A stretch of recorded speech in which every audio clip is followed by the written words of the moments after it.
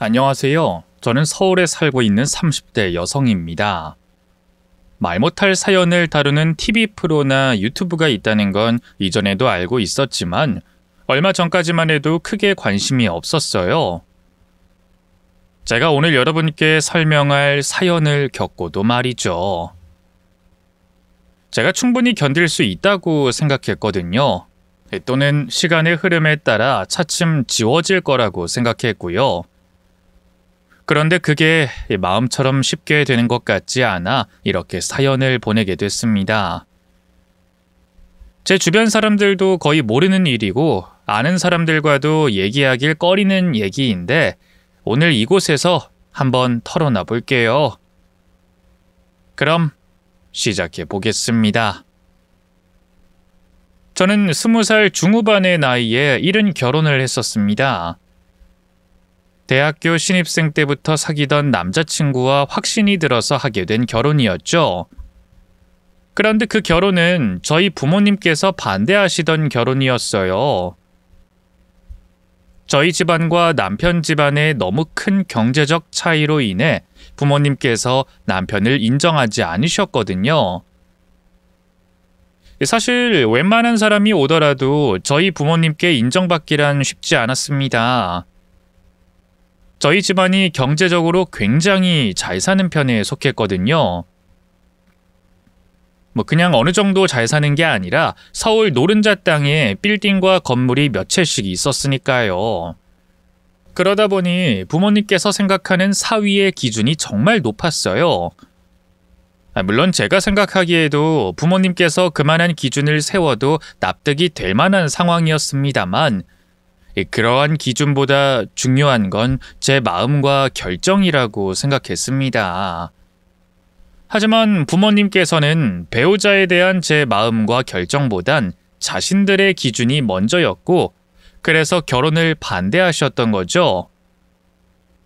결국 저는 부모님과 자식의 연을 끊으면서까지 남편과 결혼을 강행하게 됐어요. 저희가 예쁘게 잘 사는 모습을 보시면 부모님께서도 인정해 주시지 않을까 생각하면서 말이죠. 그리고 우리 부부는 정말 행복하게 또 예쁘게 잘 살았습니다. 우리들 스스로 생각하기에도 다른 누가 보더라도 정말 잘 살았고 행복해 보인다고 할 정도로 말이죠. 그런데 평생 우리 둘만 있어도 행복할 것 같았던 우리 두 사람에게 비극이 찾아왔어요. 일을 하던 남편이 사고로 세상을 떠나게 된 거죠. 갑작스러운 남편의 사망은 제게 큰 충격으로 다가왔고 그 충격은 제가 제대로 된 일상생활을 할 수 없을 정도였습니다. 그러다 보니 그 모습을 지켜볼 수만은 없었던 부모님께서 저를 본가로 데리고 오셨어요. 그때부터 다시 부모님과는 화해를 하고 부모님 집에서 지내며 남편 잃은 상처를 천천히 회복해 나갔고요. 그렇게 지냈으면 아무런 탈이 없었을 텐데 부모님 입장에서는 나이를 1살, 2살 먹어가는 제가 걱정되셨나 봅니다. 언젠가부터 저를 조금도 가만히 두지 않으시면서 계속해서 남자를 소개시켜 주려고 하셨어요. 그것도 전 남편이 세상을 떠난 걸 대수롭지 않은 일로 취급하시면서 말이죠. 너 언제까지 그러고 있으려고 해? 다른 사람들 좀 봐. 남편 잃고 아내 잃어도 다시 제자리 찾아서 자기 삶 살아. 조선시대도 아니고 왜 죽은 사람 못 잊어서 미련하게 열렬을 자청하고 있어? 아빠 엄마가 소개해 주려고 하는 사람들 너 두고 먼저 떠난 놈보다 몇 배는 나은 사람들이다. 애초에 널 두고 떠난 것부터가 그놈에게 미련 가질 필요 없다는 거야. 바보처럼 굴지 말고 넌 우리만 믿고 따라와. 부모님께서도 전 남편을 잊지 못하는 제가 답답해서 더 강하게 말씀하시는 거겠지만 저는 아직 남편을 떠나보내지 못했고 누군가를 다시 만날 생각도 없었습니다. 그래서 부모님의 강요가 큰 부담으로 느껴졌죠. 거기다 몇 번은 부모님께 속아 남자를 만나는 자리를 나가게 되면서 부모님을 향한 반발심과 화가 났어요. 그래서 이번에도 일방적으로 부모님과의 연락을 끊고 집을 떠나 독립하게 됐죠. 그렇게 부모님과 다시 연락을 끊고 혼자 된 삶을 살았던 저는 제가 너무 외롭고 힘들어 보인다는 회사 동료의 제안으로 여러 취미 모임에 다니게 됐어요. 그러다 등산하는 모임에서 제게 큰 관심을 보이는 남자를 만나게 됐습니다. 이창식이라는 남자였는데 이창식 씨는 제가 모임에 나간 첫날부터 제게 관심을 보였어요. 물론 그땐 저에게 관심이 있다는 걸 느끼지 못할 정도의 친절과 도움을 주면서 접근했고요. 그러다 어느 날부터인가 계속 제 주위에만 맴돌았고 제게 개인적인 연락을 해오기 시작했습니다. 모임을 나가면서 창식 씨가 주위 사람들에게 좋은 평가를 받고 저에게도 좋은 사람이라는 걸 알았지만 그때까지도 전 죽은 전 남편에 대한 미련을 놓지 못하고 있었어요. 그래서 제게 관심을 보여오는 창식 씨를 일부러 밀어내기도 했죠. 저 연주 씨, 다음 주 토요일 날 시간 괜찮으시면 저랑 영화 보지 않으실래요? 왜 저번에 들어보니까 영화 좋아하시던데 저랑 같이 보러 가시죠? 영화 보러 갔다가 저녁도 같이 먹고요. 죄송해요. 제가 모임 있는 날 빼고는 주말이라고 해도 바빠서요. 네? 아니 그럼 그 모임 끝나고라도 창식 씨가 제게 관심 있다는 거 잘 알고 있어요. 절 좋게 봐주시는 건 감사한데 전 죽은 제 남편 아직 잊지 못했어요. 그래서 새로운 만남을 할 생각도 없고요. 너무 직접적으로 거절의 의사 표현하는 것 같아 죄송한데 이렇게 해야 괜한 오해나 기대하지 않으실 것 같아서요. 정말 죄송합니다. 제게 관심을 갖는 창식 씨에게 미안했던 저는 거절의 의사를 확실하게 밝혔지만 창식 씨는 그럼에도 포기하지 않았습니다.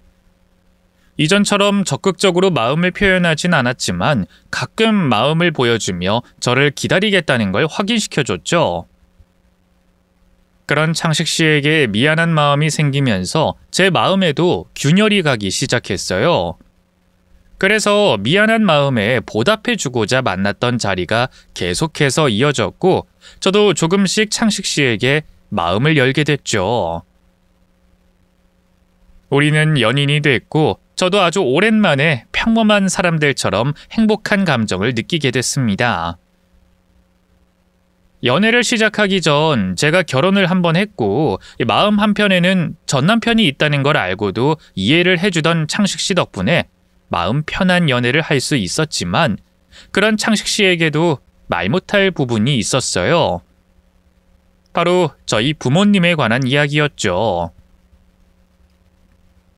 부모님께서 엄청난 자산가라는 것도 그런 부모님과 연을 끊고 있다는 것도 밝히지 못했거든요. 이 사실들을 알면 창식 씨가 부담될까봐 숨겼던 거죠. 하지만 이 관계가 깊어지면 언젠가 밝혀야 하는 사실이었기 때문에 늘 부모님 이야기가 나오면 불편했습니다. 그리고 부모님께서 주로 활동하시는 강남 쪽에서 데이트를 즐기는 것도 불편했어요. 그런데 하필이면 남자친구의 사무실이 청담동에 있었죠. 저는 어떻게든 부모님과 마주치는 걸 방지하고자 남자친구에게 이런저런 핑계를 대곤 했습니다. 창식 씨, 우리 데이트하는 장소 홍대나 여의도 쪽에서 하면 안 되나? 어? 왜? 근데 그런 곳은 가끔은 몰라도 매일 데이트하기엔 분위기가 너무 어리거나 별로잖아. 나 집에 데려다주고 돌아가는 것도 일이고 강남 쪽은 너무 비싸. 우리가 가끔 만나는 것도 아닌데 경제적으로 부담될 수밖에 없잖아. 부담되면 나 혼자 계산해도 돼. 내가 하는 사업 잘 나가는 거 알잖아. 돈 걱정 때문에 그런 거면 걱정하지 마. 아니 그래도 내가 하루에 거래하는 코인만 해도 수십억이야. 근데 겨우 돈 몇십이 부담될 것 같아? 그것도 그런데 내가 불편해서 그래. 내가 그런 곳을 자주 안 다녀서 그런지 항상 불편하거든. 밥을 먹어도 영화를 봐도 커피를 마셔도. 그러니까 강남 말고 다른 곳에서 부담 없이 데이트 즐겼으면 하는데. 그래? 아니 뭐 불편하다면야. 알겠어. 다음부턴 그러자. 예상치 못한 남자친구의 재력으로 물거품이 될 뻔했지만 다른 핑계로 강남 이외의 다른 지역에서 마음 편히 데이트를 즐길 수 있었습니다. 그런데 제가 둘러댄 핑계와 부모님과 연을 끊고 있는 상황 때문인지 남자친구가 제 상황과 형편을 오해했어요. 형편이 좋지 못하다고 생각한 거죠. 하지만 이미 시작된 거짓말로 중간에 사실을 밝힐 수 없었던 저는 남자친구에게 미안한 마음을 가진 채 연애를 이어갔습니다. 그렇게 남자친구와의 만남이 점점 깊어지고 있던 도중 제가 남자친구의 아이를 임신하게 되는 일이 생기게 됐어요. 당연히 계획에 없던 일이라 당황스러웠지만 남자친구는 저와 아이를 책임지겠다고 약속해줬죠. 그때부턴 문제는 저희 부모님이었습니다. 과연 이번엔 남자친구를 인정해 주실까 걱정이 됐고 또 어떻게 부모님께 말씀을 드려야 하나 고민이었죠. 그렇게 부모님께 제 상황을 어떻게 말씀드려야 하나 고민을 하던 중에 남자친구 어머님이 회사로 절 찾아오셨습니다. 그런데 처음 뵌 어머님께서 다짜고짜 제 뺨을 때리셨어요. 남자친구가 오해한 제 형편을 알게 된 예비시모가 결혼을 반대하려고 찾아온 거였죠. 이게 감히 우리 아들을 넘봐?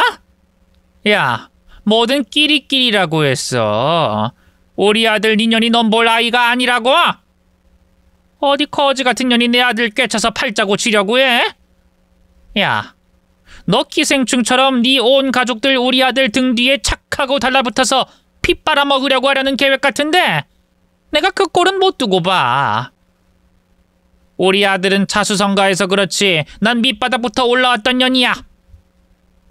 너 같은 년들 많이 봤고 어떻게 상대하는지도 안다고. 그러니까 그만 포기해라.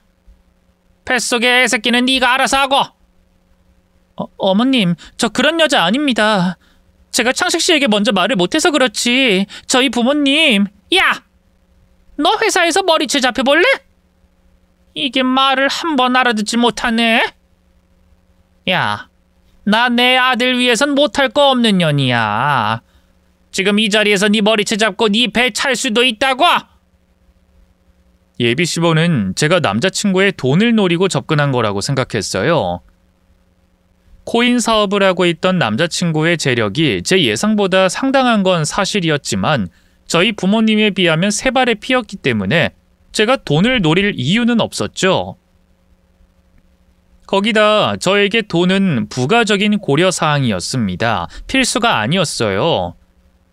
그런데 예비시모는 제게 오해를 해명할 틈조차 주지 않았죠. 그러면서 절 지독하게 괴롭히기 시작했어요.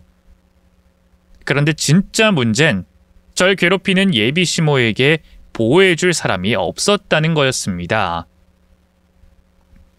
그 역할을 해줘야 할 남자친구가 자기 일이 바쁘다며 나 몰라라 했거든요. 창식 씨, 왜 이렇게 연락이 안 돼? 어제도 어머님께서 집 앞을 지키고 있었던 거 알아? 어머님 때문에 몇 시간 동안 밖에서 기다려야 했어. 창식 씨가 내 연락만 받고 잠깐 시선 돌리게 해줬어도 그렇게까지 밖에서 기다리진 않았을 텐데. 그리고 어머님의 행동이 점점 과격해지고 심해지고 계셔. 창식 씨가 어떻게 좀 해봐. 내가 차분하게 대화로 풀려고 해도 나보면 무조건 화부터 내시니까. 나로선 어머님께 뭘 할 수가 없어서 그래. 그래? 근데 나도 일 때문에 바빠서 그 핸드폰 들여다볼 시간도 없어. 너도 알잖아. 이 코인 이게 분 단위, 초 단위로 시장 변화가 있다는 거. 지금 큰 투자 때문에 내가 바빠서 그런데 우선 연주 네가 눈치 있게 우리 엄마 피해서 다녀. 아무리 바빠도 그렇지 나보고 무작정 피해 다니라고? 어제처럼 어머님이 집 앞을 지키면 집에 들어가지도 못하는데? 내가 홀몸이면 모르겠는데 나 임신한 몸이야. 특히 임신 3개월까지는 조심해야 한다는 거 창식 씨도 병원 가서 들어서 알잖아. 근데 어떻게 그렇게 무책임한 말만 해? 그것도 창식 씨 어머님 때문인데. 미안. 근데 진짜 내가 엄마 쫓아다니면서 말릴 시간이 없어서 그래. 지금 전화 받는 것도 일하면서 받고 있다니까? 내가 시간 날 때 엄마 설득해 볼 테니까 우선은 눈치껏 피해 다녀. 현실적으로 지금 할 수 있는 게 그 방법밖에 없잖아. 알겠지? 다른데 정신 팔려 있으면 화를 내겠지만 사업하는 사람에게 일하는 것 가지고 뭐라고 할 수 없었어요. 그래서 정말 제 눈치껏 예비 시모를 피하고 숨으며 지냈죠. 그래도 그땐 가끔 연락되는 남자친구에게 속상한 마음을 풀어놓을 수라도 있었고, 남자친구가 제 연락을 받고 예비 시모에게 한 번씩은 전화를 넣어줘서 덜 시달릴 수 있어서 좋을 때였습니다. 왜 좋을 때라고 말하는가 하면, 어느 날 갑자기 이 남자친구가 연락 두절이 됐거든요. 처음엔 사업 때문에 바빠서 제 연락을 안 받는다고 생각했어요. 그러다 연락이 안 되는 날이 너무 길어져서 직접 청담동에 있는 사무실로 갔더니 그곳에도 남자친구가 없는 겁니다. 사무실 안에는 그대로인데 남자친구의 모습이 보이지 않더라고요. 건물 내 상주하고 있는 경비원 분께서도 남자친구가 안 보인 지 며칠 됐다고 말씀하셨고요. 그러다 보니 불안하고 걱정이 됐습니다. 처음에 든 생각은 결혼 반대에 부딪힌 남자친구가 임신한 절 두고 도망간 건 아닌가 하는 생각이었어요. 그런데 그건 또 아닌 것 같더라고요. 결혼 반대로 도망친 거라면 시모가 절 계속 쫓아다니고 남자친구가 어디 있는지 물을 필요가 없었으니까요. 너, 우리 창식이 어디 있는지 알지? 너네 결혼 허락받겠다고 이러는 거야? 그럼 창식이에게 똑똑히 전해라. 이렇게 해도 이 엄마 결혼 허락 안 한다고. 너 같은 며느리 절대 받을 수 없다고. 그리고 너, 좋은 말로 할 때 우리 창식이 집으로 돌려보내.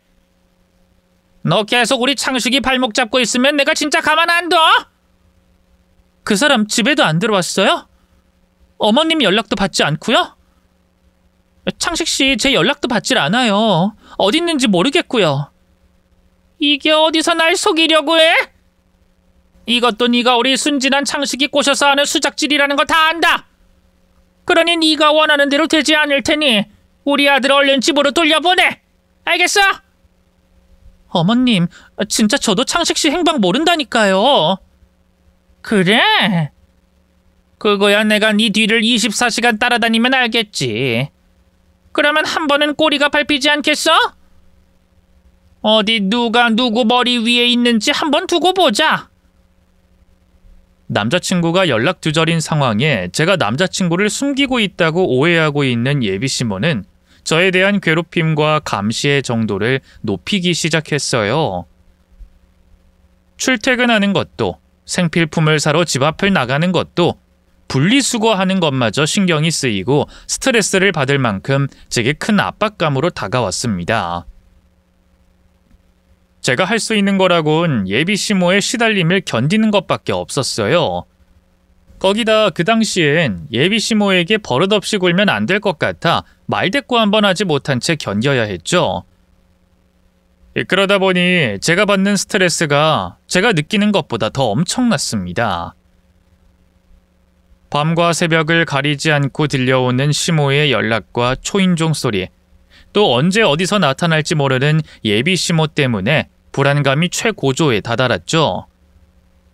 그러다 결국 임신 3개월을 넘기지 못하고 제가 회사에서 유산을 하게 됐어요.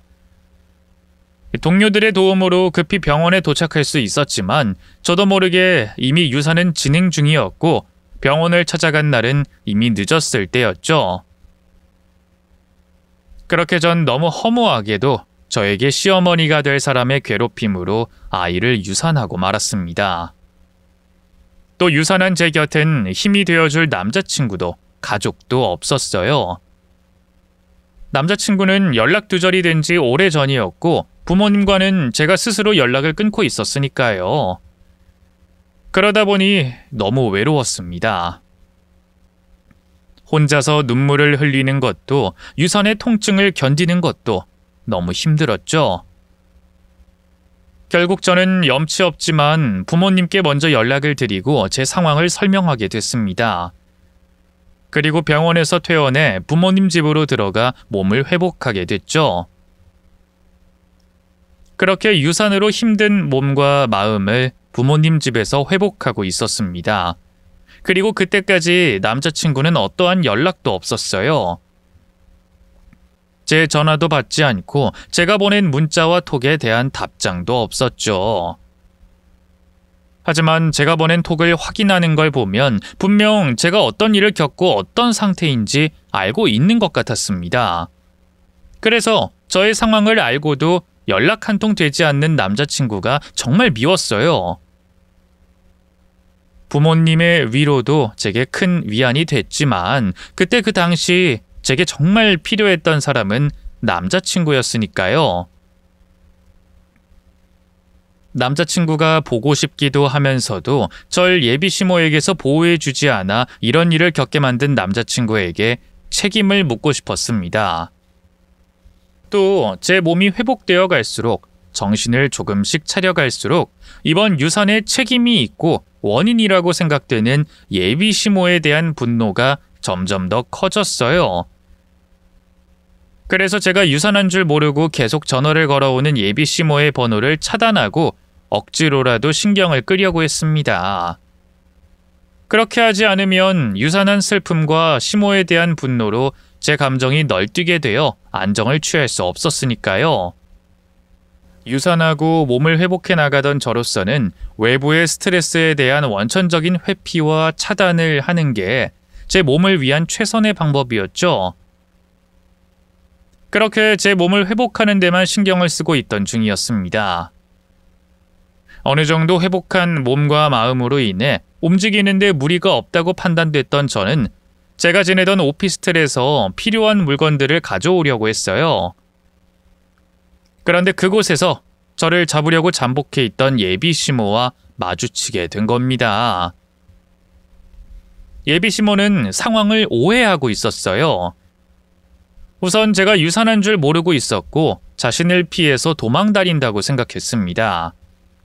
또 아들이 연락되지 않는 건 역시 제가 남자친구와 어떻게든 결혼식을 올리려고 두 사람 사이에 이간질을 놓고 있어 아들이 자기 연락을 피한다고 생각하고 있었죠.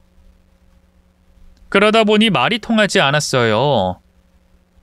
제가 하는 말은 모두 다 거짓말이라고 생각했고요. 인연 드디어 잡았네. 네가 딴 곳에 숨어 있으면 내가 포기할 줄 알았나 보지? 어디 1년이 됐든 10년이 됐든 네 마음대로 숨어 있어봐라. 내가 널 포기하는지 보라고. 너 그동안 우리 창식이랑 있었니? 우리 창식이 지금 어딨어? 어디서 뭘 하고 있길래 나랑 연락이 안 돼? 니년 때문에 연락 안 되는 거 맞지? 네가 나랑 우리 창식이 사이에 이간질 놓고 있는 거 맞지? 이 못된 년, 감히 부모 자식 간의 사이를 갈라놓으려고 해? 야! 우리 창식이 어딨어? 창식이 어딨냐고? 왜 이러세요? 저도 창식 씨랑 연락 안 된 지 한 달이 훨씬 넘었어요. 예전에 제가 어머님께 그 사람과 연락 안 된다고 말씀드렸잖아요. 웃기고 있네. 지금까지 우리 창식이 옆에 있었으면서. 너 좋은 말로 할 때 우리 창식이 놔줘라. 너같이 꽃뱀 같은 년이 우리 아들 곁에 있는 꼴은 죽어도 못 보니까 얼른 꺼져. 우리 창식이 놔주라고. 꽃뱀이요? 제가 뭘 했다고 꽃뱀이에요? 그리고 저 창식 씨가 어디 있는지 몰라요. 저야말로 그 사람이 어디 있는지 궁금하다고요. 예전에도 또 조금 전에 말씀드렸잖아요. 그 사람과 연락 끊긴 지 한 달이 넘었다고요. 그럼 너 그동안 어디 있었는데? 미년이 갈 데가 어디 있다고 집 놔두고 회사 놔두고 숨어 있어? 저 부모님 댁에 있었어요. 제가 유산을 해서 몸을 회복하느라 부모님 댁에 있었어요.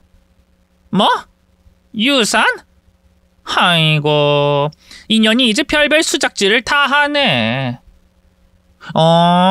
네가 이렇게 버텨보겠다는 거지?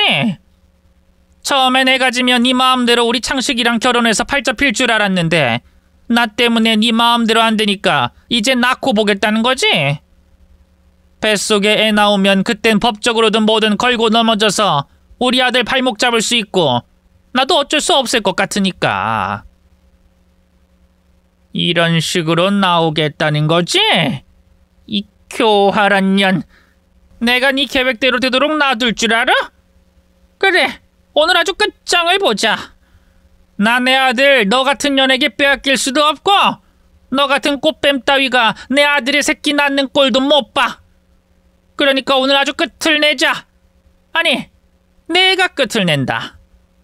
따라와! 따라오라고! 제 말을 믿지 않고 화를 내던 예비시모는 급기야 저를 어디론가 데려가려고 했습니다. 물론 저도 예비시모에게 끌려가지 않으려고 필사적으로 저항했지만 아직은 완전히 회복되지 않은 몸과 이를 악문 시모 때문에 속수무책으로 끌려갔어요. 물론 그때까지는 예비시모가 저를 어디로 끌고 가는지 모르고 있어서 괜한 소란을 일으키지 않으려고 따라간 이유도 있었고요. 만약 시모가 절 끌고 가는 곳이 어딘지 알았더라면 저도 온 힘을 다해 시모 손을 뿌리쳤을 겁니다. 설령 다른 사람 눈에 그 모습이 폭력적으로 보이더라도 말이죠. 그만큼 시모가 절 끌고 데려간 곳은 충격적인 곳이었어요. 바로 산부인과로 절 데리고 갔으니까요. 더 충격적인 건 그곳에 데려간 이후 예비시모 입에서 나왔던 말이었죠. 어머님, 어딜 가시는 거예요? 이러지 마세요. 저 아직 몸이 덜 회복됐어요. 네? 2년 끝까지 거짓말하는 거 봐라. 야, 나 너 같은 년한테 안 속아. 내가 살아오면서 너 같은 년 한두 명 봤을 것 같아? 너 같은 년은 내가 한눈에 딱 보면 안다고. 근데 이게 어디서 날 속이려고 해? 어머님, 제가 거짓말을 왜 해요? 저 큰일 겪은 지 얼마 안 됐다고요. 그놈의 유산 핑계가 나한테 먹힐 줄 알고. 그리고 네 년이 유산을 했는지 안 했는지 곧 확인할 수 있으니까 억울하더라도 좀 참아라. 안 그래도 산부인과로 가고 있는 중이니까. 네? 산부인과요? 거길 왜 찾아가요? 저 진짜 유산했다니까요? 그래, 네 말대로 유산했으면 귀찮은 일 없을 테니 잘 된 거고. 내 생각대로 네가 거짓말하는 거면 거기서 애 떼면 되는 거고. 그러니까 그만 떠들고 조용히 따라오기나 해. 애를 뗀다고요? 지금 어머님 애를 뗀다고 말씀하셨어요? 그 아이 창식 씨 아이라는 걸 아시면서 그런 얘기를 하시는 거예요? 어머님 손자인 아이인데도요? 어머님, 어떻게 그런 말씀을 하세요?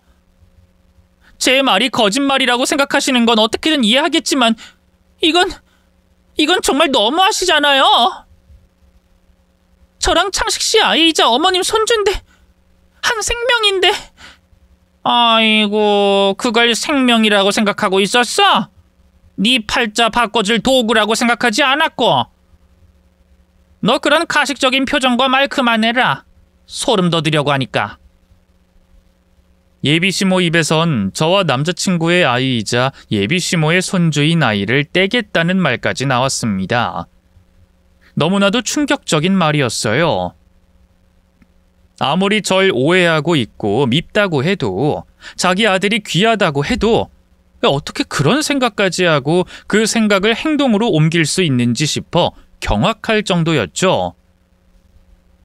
물론 이미 유산을 한 저에게 벌어지지 않을 일이었지만 이런 생각과 행동을 옮긴 사람이 제 시어머니가 될 사람이라는데 큰 충격을 받았어요. 그리고 마음속으로 결심하게 됐죠. 아직 남자친구와의 관계는 결정 내리지 못했지만 제 손을 붙잡고 산부인과를 끌고 가는 예비시모와는 다시는 볼 일 없을 거라고.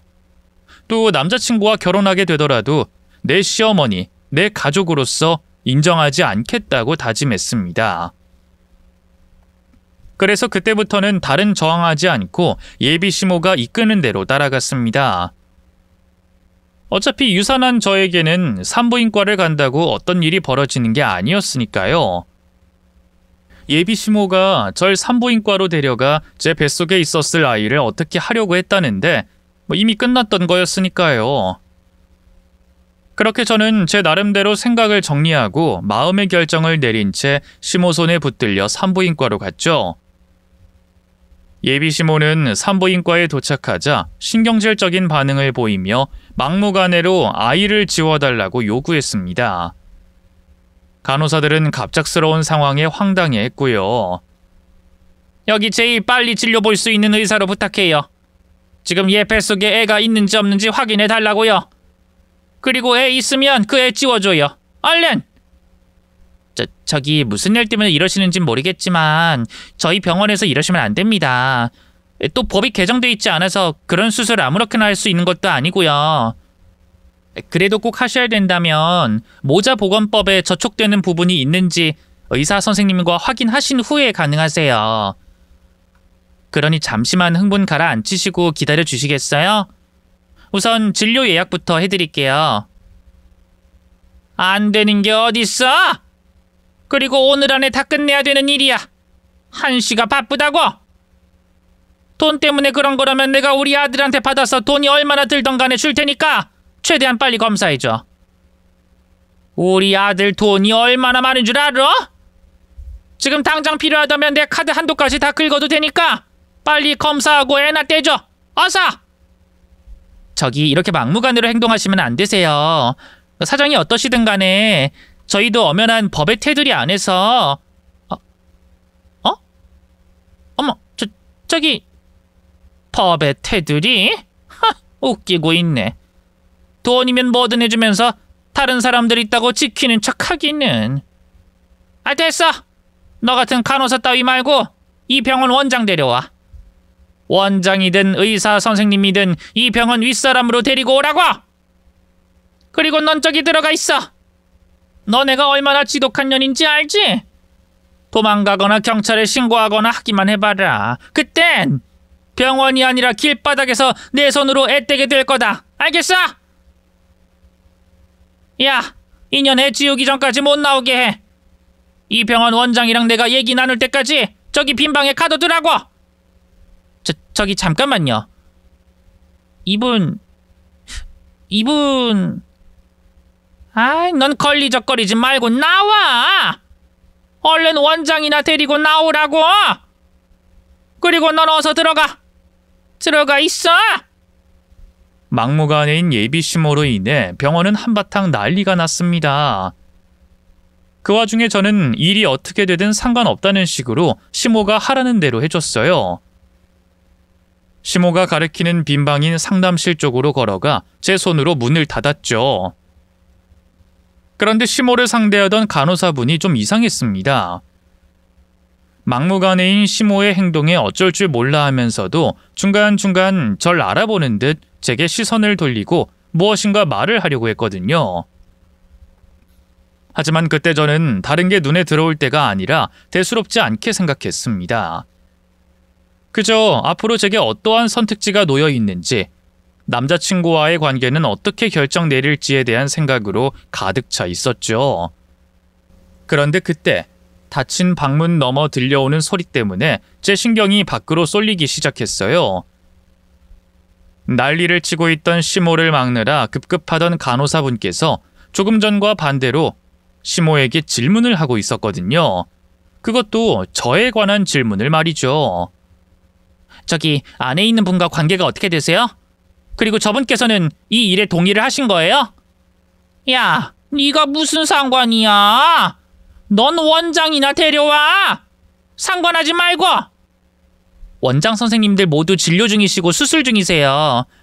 그리고 아까 안내해드린 것처럼 진료 예약 잡으신 다음에나 요구하신 부분에 대한 진료와 확인이 가능하십니다. 이렇게 막무가내로 해서 될 일이 아니라고요. 이것들이 정말. 그래, 그럼 가장 빠른 순번으로 진료 넣어. 돈이라면 원하는 대로 줄 테니까 제일 앞에 진료 넣으라고. 그럼 됐지? 진료받으실 분 성함과 주민등록번호 어떻게 되시죠? 이름? 박연주. 그리고 주민등록번호는 뭐 그런 것까지 필요해? 그냥 이름으로 끝내. 어차피 합법적인 일. 네? 박연주 씨요? 저기 현주 씨, 박연주 씨라고 하면 맞지? 맞는 것 같긴 한데 설마... 아니야, 내가 얼굴을 몇 번 본 적이 있어. 이것들이 사람 세워놓고 지들끼리 뭐 하는 거야? 야, 너희 뭐 하는 거야? 그래서 진료 예약이 된 거야, 만 거야? 주민등록번호 없인 진료 예약이 안 되세요. 그리고 저분 저희가 아는 분 같아서요. 뭐? 쟤를 알아? 어떻게? 전현이 이런 짓을 하도 많이 하고 다니는구나. 전현이 여기 온 게 처음이 아닌 거지? 내가 그럴 줄 알았다, 전현. 그래, 그럼 그 진료본 기록이 있을 거 아니야. 근데 왜 주민등록번호가 필요해? 아니, 그런 게 아니라 저분 저희 건물주 따님이신데요. 모르셨어요? 뭐? 이 건물 건물주 딸이라고? 아니, 이게 왜 잘 나가다 갑자기 삼천포로 빠져? 제가 건물주 딸은 무슨 건물주 딸이야? 우리 아들 발목 잡아서 팔자 펴보려는 년인데. 헛소리 하지 말고 얼른 진료 예약이나 넣어! 어서! 건물주 따님 맞는데 얼굴도 성함도 다 일치하고요. 뭐? 이것들이 진짜... 너희들 전현이랑 한편이야? 전현 시키는 대로 하면 돈 좀 받기로 했어? 이것들이 정말 보자 하니까... 그런데 잠깐만. 여기 내가 데리고 온 거잖아. 제가 여기로 올 걸 미리 알고 있을 리도 없고... 저기 진짜 제가 여기 이 빌딩 건물주 딸이야? 잘못 본 거 아니고? 네, 얼굴 똑같은 동명이인이 아니라면요. 아니, 어떻게 그럴 수가 있어? 건물주 딸이 왜 그런 오피스텔에 살고 일은 뭐하러 해? 거기다 우리 아들 말 들어보면 강남도 몇 번 안 와본 것 같던데. 아니, 왜? 밖에서 들려오는 얘기를 듣고 나서야 저도 제가 끌려온 병원이 어디인가 확인하게 됐어요. 그런데 병원 내부야 뭐 다 비슷비슷하고 제가 저희 아빠 건물에 어떤 병원이 있는지 확인하거나 알고 있진 않으니 잘 모르겠더라고요. 뭐 그냥 간호사분께서 절 알아본다 하고 저희 아빠 건물이라고 하니까 그러려니 했습니다. 좀 신기해하긴 했죠. 우연이 있더라도 이런 우연이 있나 싶어서 말입니다. 그런데 크게 감흥은 없었어요. 이 건물이 저희 아빠 건물이든 간호사분께서 절 알아보든 제가 처한 상황이 달라지진 않았으니까요. 저야 얼른 검사를 받고 예비 시모에게 유산을 확인시켜준 뒤 이곳을 나가고 싶었어요. 그래서 어떻게든 빨리 이 상황이 끝나길 기다리고 있었는데 갑자기 닫혀있던 문이 확 열리는 겁니다. 그리곤 열린 문으로 예비 시모가 뛰어들어와 제 앞에 넙죽 엎드리곤 머리를 숙였죠. 조금 전까지 저보고 꽃뱀이니 거짓말을 한다니 욕을 하던 예비 시모가 왜 이러나 싶었던 저에게 시모는 잘못했다며 아까와는 180도 다른 태도를 보였습니다. 미안하다, 연주야. 내가 정말 미안하다. 너 몸은 좀 괜찮은 거니? 너 정말 유산한 건 아니지? 내가 하도 괴롭히니까 내게서 피하려고 그런 말 한 거지? 그렇지? 네? 갑자기 왜 이러세요? 왜 이러긴. 네가 우리 창식이 아이 가진 귀한 며느리인데 내가 당연히 널 걱정하지. 물론 조금 전까지는 내가 널 오해한 부분이 있어서 좀 심하게 괴롭혔다만 이제 오해가 다 풀렸다. 그래서 내가 너한테 이렇게 무릎 꿇고 사과하는 거야. 그동안 내가 했던 말 때문에 많이 섭섭하고 힘들었지? 미안하다. 근데 너도 이제 곧 부모가 되면 내 마음 이해할 거다. 내 새끼 좋은 배우자 만나길 바라는 게 모든 부모의 마음이거든. 거기다 우리 창식이가 돈이 있다 보니 나로서는 혹시 그 돈 노리고 접근한 여자가 아닐까 걱정이 된 거야. 그래서 내 아들 지키려고 그렇게까지 했던 거고. 근데 이제 모든 오해 다 풀렸다. 연주 너라면 우리 아들 돈 바라보고 접근한 게 아니지. 진짜 사랑인 거지. 그러게 그 사람이 너무 소탈하고 겸손해도 문제가 생기는 거야. 아니, 나도 그렇고 우리 창식이도 그렇고 네가 너무 표를 안 내다 보니까 형편이 어려운 줄 알았지 뭐니. 이렇게 대단한 집 딸인 줄도 모르고 말이지. 내가 이제부터 우리 며느리 지극정성으로 돌볼 테니까 우리 전에 있었던 일은 모두 잊고 앞으로 잘 지내보자. 그 딸 같은 며느리, 그 친정엄마같이 편한 시어머니 사이로 잘 지내보자고. 어때? 너도 좋지? 갑자기 천사표 시어머니가 되어 제게 꼬리를 살랑살랑 흔드는 시모를 보니까 너무 어이가 없어 화조차 나지 않았습니다. 시모가 왜 그렇게 나오는지 직접 이유를 듣지 않아도 알 수 있었으니까요. 저희 아빠가 강남 한복판에 있는 건물의 건물주라는 말을 듣고 생각이 변한 게 뻔했죠. 물론 시모가 기뻐하는 건 이해가 됐어요. 어느 누구든 사돈 될 사람이 강남의 건물주라면 싫어하겠습니까? 지금보다 더 좋아하고 더 속내를 보여도 이해할 수 있는 반응이었는데 그 전에 제게 했던 말과 행동을 생각하면 지금 제 앞에서 생글생글 웃고 있던 얼굴을 부숴버리고 싶었어요. 유산한 제 말을 믿지 않아도 이해할 수 있었고 가난한 집안을 뒀다고 결혼을 반대한 것도 이해할 수 있었지만 뱃속의 아이를 지우게 하더라도 결혼을 막겠다는 그 생각과 행동은 도저히 용서되지 않았으니까요. 그건 예비 시모가 제게 어떻게 잘해주더라도 어떤 용서를 빌더라도 용서되지 않는 부분이었죠. 그래서 너무 어이가 없다가 점점 열이 오르기 시작하더라고요. 지금 저희 아빠가 여기 건물주라는 걸 알고 이러는 거예요? 조금 전까진 무슨 년 이렇게 부르다가 그건 방금 말했다시피 내가 오해를 좀 해서. 이전에 너와 나 사이에 있었던 일들은 내가 정말 미안하다. 내가 어떤 식으로든 네가 원하는 대로 사과할게. 몇 날 며칠이 걸리든 네가 내게 어떤 사과를 요구하든 내가 너 화만 풀린다면 그렇게 하마. 웃기지도 않네. 만약에 오늘 원하는 대로 일 처리하고 그 후에 우리 아빠가 건물주라는 걸 알았으면 어떻게 하려고 했어요? 그때도 이렇게 실실 웃으면서 나한테 미안했다고 오해였다고 말하려고 했어요? 그게 통할 거라고 생각했어요? 연주야, 왜 안 일어난 일에 대해서 말을 하니?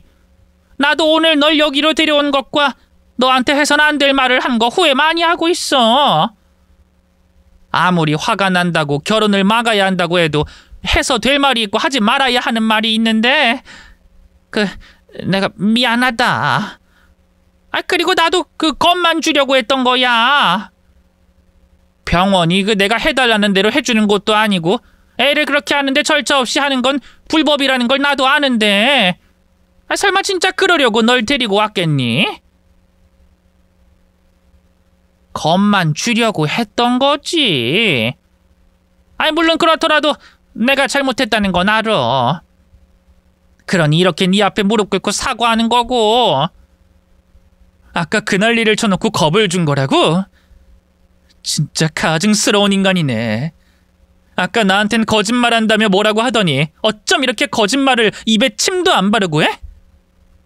내가 당신 속내가 뻔히 보이는 거짓말을 믿을 거라고 생각해? 당신이 내게 한 말과 행동을 보고도 믿을 거라고 생각했냐고? 내가 당신 상대하는 게 더러워서 싸우지 않고 하라는 대로 했었는데 나 가지고 노는 것 같아서 도저히 못 참겠다. 못 베어 처먹은 년이 하는 말 도저히 못 들어주겠네. 화가 났던 저는 상담실 책상에 물이 담겨있던 물컵을 예비 시모에게 던졌습니다. 시모는 물벼락과 함께 물컵을 이마에 맞고 아파했어요. 그러면서도 제가 건물주의 딸이라는 이유로 화를 낼 수 없었는지 어떻게든 저를 진정시켜 보려고 노력했죠. 이마야. 연주야. 네가 나한테 화가 많이 났구나. 아유, 하기야. 뭐 내가 조금 전까지 한 걸 생각하면 네가 충분히 이만큼 화를 낼 만하지. 근데 진짜 나 널 어떻게 할 생각 없었어.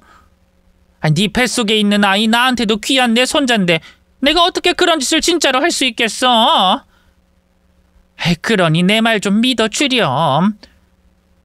그리고 가증스럽다니. 그래도 내가 네 시어머니 될 사람인데 아무리 화가 났다고 하지만 말을 그렇게까지 하면 어떡하니? 시어머니? 누가 내 시어머니야? 나 당신 같은 시어머니 둔 적 없어. 당신 손주인 생명을 없애려고 했던 사람이 시어머니는 무슨 시어머니야? 뱃속에 아이 지워서 결혼 막겠다고 여기까지 끌고 온 사람이 당신이잖아. 근데 이제 와서 손주는 무슨 손주야? 그리고 나 유산했다는 말 진짜야. 당신이 하도 사람을 괴롭혀서 한창 조심해야 할 때 당신 때문에 유산한 거라고. 그런데 어디서 시어머니 소리라고 있어? 그게 사실이니? 너 정말 유산했다는 거야? 그럼 우리 손주는, 그 애는... 그래도 유산하게 된 일에 내 책임도 있다고 생각해서 당신을 증오하진 않으려고 노력했는데 오늘 당신이 내게 한 행동 보니까 도저히 안 되겠더라. 아직 당신 아들과의 관계에 대해선 생각을 정리할 시간이 필요하겠지만 나 당신 아들이랑 잘 되더라도 당신은 안 봐. 당신 아들이 당신 포기 못한다고 하면 나도 그걸로 끝이고, 당신같이 가증스럽고 역겨운 인간과는 조금도 엮이고 싶지 않다고. 알겠어? 만약에 오늘 이후 내 앞에 찾아오거나 연락해오면 오늘 일에 대해서 물을 거야. 그러니까 만회해보려는 생각 접어. 이미 난 한참 전에 당신과의 관계에 대해서 결정 내렸으니까. 맘 같아선 예비 시모의 얼굴에 물을 수십 차례 뿌리고 뺨도 때리고 쌍욕도 하면서 이제까지 제가 받아온 스트레스와 유산하게 된 분노를 되돌려주고 싶었지만 그러기엔 너무 공적인 장소였습니다. 또 저희 아빠의 건물이다 보니 소란을 일으켜 좋을 게 없을 것 같더라고요. 제가 분풀이를 한다고 유산한 아이가 돌아오는 것도 아니었고요. 그래서 그 정도로만 마무리한 채 절 붙잡는 예비 시모를 뿌리치고 건물을 나왔습니다. 건물을 나온 뒤에는 곧바로 남자친구에게 전화를 걸었고요. 이렇게 된 이상 그날 모든 걸 마무리 지으려고 했거든요. 남자친구에게 시모와 있었던 일과 유산하게 된 상황을 설명한 다음 선택을 내리라고 할 생각이었습니다. 만약 남자친구가 예비 시모를 택한다면 더는 미련 없이 남자친구와 이별을 택하려고 했어요. 그런데 이번에도 남자친구는 제 연락을 받지 않았습니다. 톡이나 문자는 확인하고 있었던 남자친구였기 때문에 텍스트로 적어보낼 생각도 해봤었지만 제가 구차하게 느껴지고 연락받지 않는 남자친구가 괘씸하더라고요. 누구보다 절 보호해줘야 하는 남자친구가 처음부터 끝까지 도움을 주지 않는 모습에 더 이상 저 혼자 노력할 필요가 없다고 생각했고 저는 남자친구와 이별을 선택했죠. 이후 최대한 마음의 동요 없이 평범한 하루하루를 보내려고 노력했습니다. 그리고 이걸 다행이라고 말해야 할지 모르겠지만 유산이라는 큰 충격을 겪어서 그런지 남자친구와의 이별은 제게 큰 후유증이 되지 않았어요. 원하는 대로 평범한 하루하루를 보낼 수 있었죠. 그런데 유산의 아픔을 지워가고 있던 제게 갑자기 남자친구가 연락을 해왔습니다. 제가 전화 받으라고 할 때는 죽어도 받지 않더니 제가 전화를 받지 않자 전화번호를 바꿔가면서까지 사람을 힘들게 하더라고요. 결국 관계를 완전히 정리하고자 남자친구의 전화를 받게 됐죠. 그런데 전화를 받자마자 그 부모의 그 자식이라는 걸 알게 됐습니다. 제게 미안하다는 말이나 제 걱정보다 저희 아빠가 건물주가 맞냐는 말부터 하더라고요. 창식 씨, 되게 이기적이다. 어떻게 내 전화는 한 통도 받지 않더니 이제 와서 연락이야? 내가 이렇게까지 받지 않으면 어떤 뜻인지 모르겠어? 미안. 그것보다 너희 아버님께서 강남에 있는 건물주라는 게 진짜야?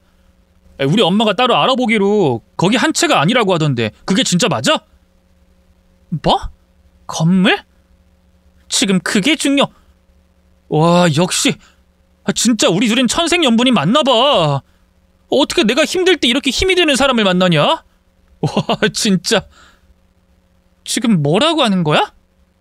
아니, 나 연락 안 됐던 거 그거 코인 사업이 잘 안 돼서 잠깐 머리 식히느라 떠나 있었던 거거든.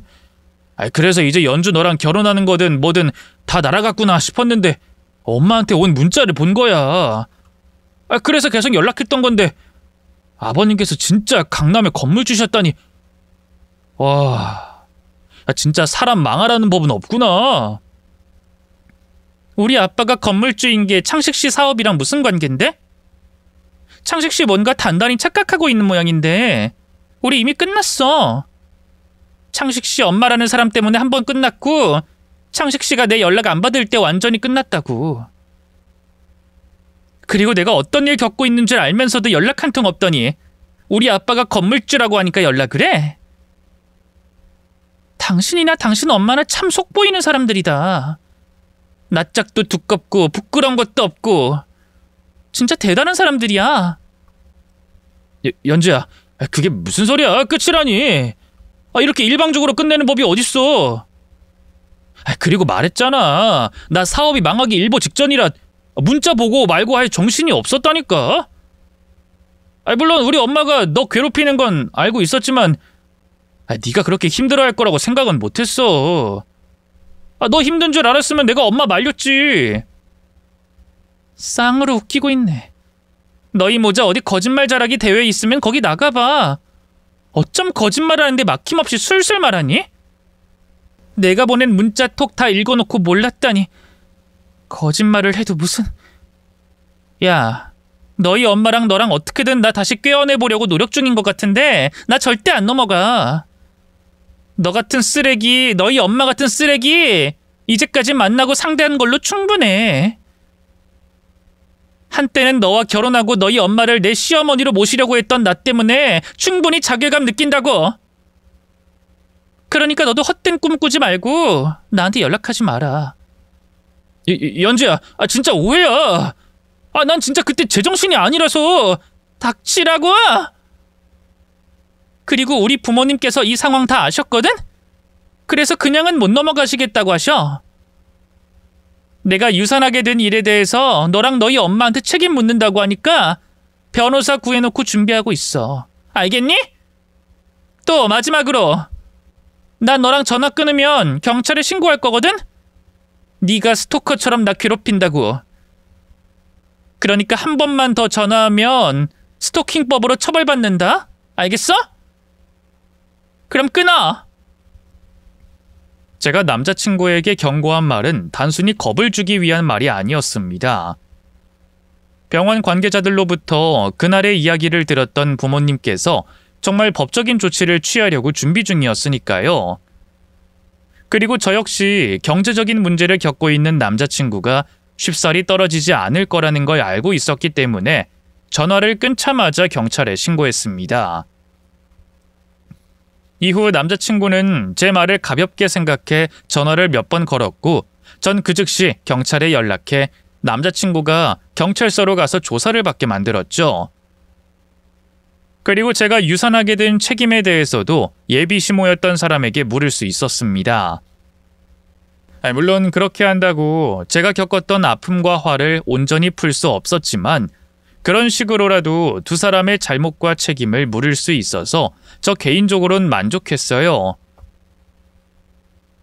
사실 시간을 되돌려 남자친구를 만나기 전으로 돌아가지 않는 이상 제가 만족할 수 있는 결말이 없는 걸 알았기 때문에 최대한 빨리 두 사람과의 결말을 짓고 새롭게 출발하고 싶었습니다. 그래서 예비시모였던 여자가 처벌받은 뒤에는 두 사람과 있었던 일을 떠올리지 않았어요. 어쩔 수 없이 떠오르는 걸 누르려고 노력했고요. 하지만 쉽지가 않더라고요. 다른 사람들에게 말할 수 없는 일이라서 더 쉽게 잊혀지지 않는 건가 싶기도 하고요. 그래서 오늘 이곳에 부끄럽지만 제 사연을 보내게 된 겁니다. 부디 오늘 여러분 앞에서 제 사연을 털어놓은 일로 이 기억을 잊는 데 도움이 됐으면 하네요. 그럼 저는 제 목적도 마치고 제 사연도 다 설명해 드렸으니 이만 글을 마치고 인사드리도록 하겠습니다. 안녕히 계세요.